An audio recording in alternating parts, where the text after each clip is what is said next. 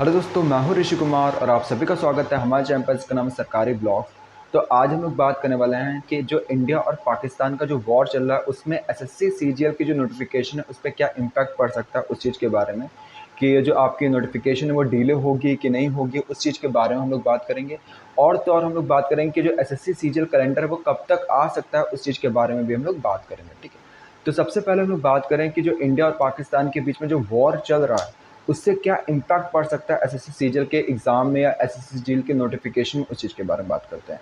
देखो, अगर हम लोग बात करें जो इंडिया और पाकिस्तान के बीच का जो वॉर चल रहा है, अगर ये दो सिचुएशन पे डिपेंड करता है। पहला सिचुएशन, अगर ये लॉन्ग टर्म वॉर हो जाता है, ठीक है, तो उस केस पर क्या होगा, और अगर ये शॉर्ट टर्म वॉर होता है तो उस केस पर क्या होगा। देखो, अगर लॉन्ग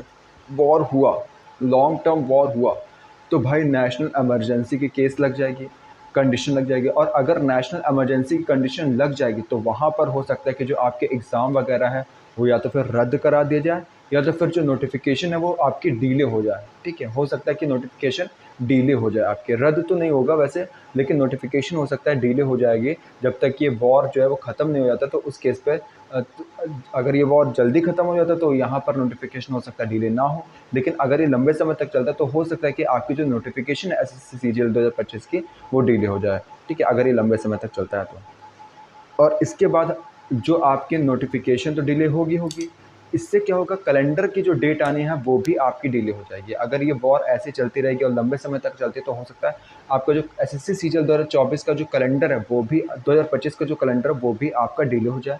और जितने भी एग्ज़ाम एसएससी के कंडक्ट हैं वो सारे के सारे डिले हो सकते हैं इस वॉर की वजह से। ठीक है, तो अब ऐसे में क्या करना चाहिए उस चीज़ के बारे में बात करें तो ऐसे में हम लोग को क्या करना चाहिए। देखो, कुछ भी चीज़ अभी कहा नहीं जा सकता, अभी सिर्फ हम लोग यही कह सकते हैं कि ऐसा हो सकता है, वैसा हो सकता है। ठीक है, और उसके बेसिस पर हम लोग किस तरीके से रिएक्ट करना है वो गलत हो जाएगा। ठीक है, क्योंकि अभी सारी चीज़ें अनप्रेडिक्टेबल है, कुछ भी कहा नहीं जा सकता है।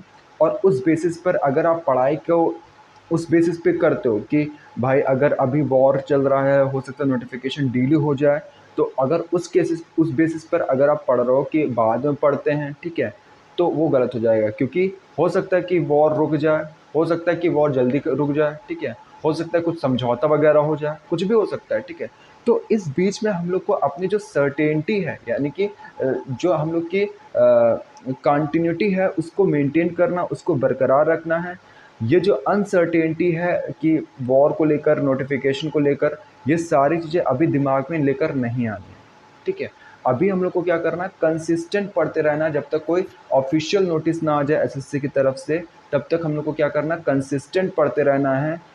ठीक है, और कंसिस्टेंट अपनी तैयारी को बरकरार रखना है। ठीक है, जैसे हम लोग पढ़ रहे हैं वैसे ही पढ़ते रहना और अपनी जो पढ़ाई है उसको बरकरार रखनी है। ठीक है, तो इस वीडियो में केवल इतना ही। आई होप आपको हमारी वीडियो पसंद है। अगर पसंद है तो प्लीज़ लाइक करेगा, सब्सक्राइब करेगा और बेल आइकन दबाना ना भूलेगा हमारी लेटेस्ट वीडियोज़ की नोटिफिकेशन को पाने के लिए। Have a good day, sayonara।